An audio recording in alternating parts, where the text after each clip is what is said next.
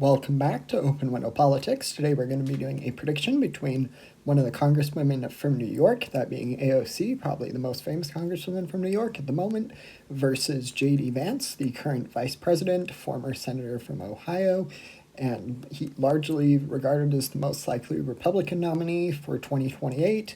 AOC has been floated. Usually she's in the top 3 or 5. She isn't at the moment regarded as the most likely contender, but I thought it would be fun to do a general election prediction between those two. So I will start out with, I'll just be going through the swing states, start with here in Nevada. Nevada, I think this state, I've gone back and forth on Nevada for these AOC versus J.D. Vance predictions. I think that Nevada Democrats would probably win at least one more swing state, even with AOC as the nominee, than as far as states they lost in 2024. So I would call Nevada to go to AOC's column.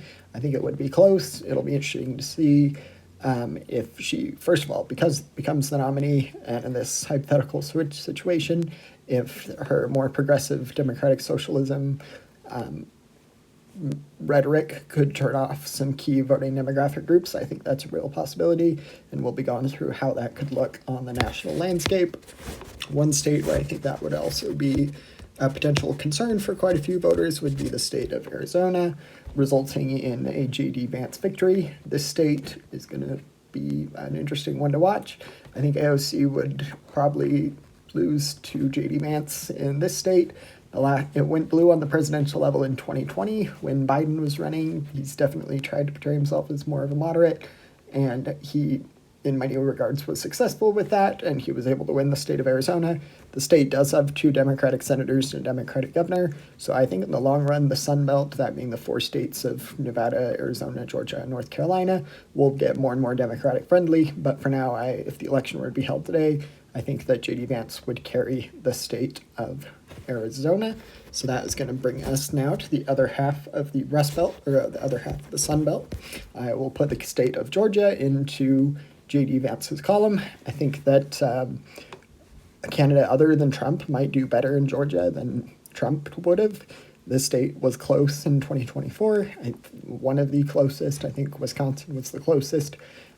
But it's had some great election results for Democrats in recent months. Since the 2024 election, we've seen good momentum for Democrats really throughout the country, but in Georgia too. Ultimately, though, I just don't think that would be enough. I think that the state prefers to vote for moderates. So if the candidate were somebody like Andy Beshear or even Pete Buttigieg, that it would probably go blue, the state would, but I think those would just be negated, again, with AOC's more progressive views. That would harm her chances with quite a few key demographic voting groups in the state of Georgia. And then if Georgia is going red, I think for sure, I would predict that North Carolina would also end up in the Republican Party's column. This state hasn't gone blue on the presidential level since 2008, and I don't think it would be very likely at all. I might even be willing to put it into the lean category. For now, we'll keep it at tilt. But for that's going to be 16 more electoral college votes for J.D. Vance, bringing us to 232 for AOC to 262 for J.D. Vance. I think AOC, her best shot and second swing state being the most likely to win would be the state of Wisconsin. Wisconsin was really close in 2024, did go to Trump, but the state has seen some good election results for Democrats, and I think that they should be optimistic. It'll be interesting to see what happens during the midterms. That can give us a better idea, more holistic view of what the country is considering as an important issue. And then we're going to go to the state of Pennsylvania. Pennsylvania, I think, is probably J.D. Vance's best hope, so that brings him across the finish line to 281. I think Pennsylvania, like I said, probably is Republicans' best hope of the 3 Rust Belt states here. And I think if he is winning Pennsylvania, that he would probably also end up winning the state of Michigan.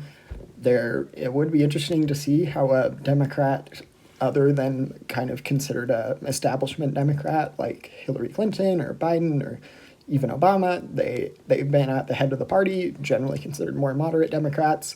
So it would be interesting to see what a Democrat with a much more progressive outlook would bring to the natural landscape. At the moment, I don't think that that would be a selling point for a ton of voters. I think it would most likely result in a Republican victory, of course, depending on who the Republican nominee is, but just generic progressive Democrat versus generic Republican. I think that in this case, when those two candidates are J.D. Vance and AOC, that it would result in a Republican victory. So that was going to be 296 for AOC, or sorry, 296 for J.D. Vance to 242 for AOC. Don't forget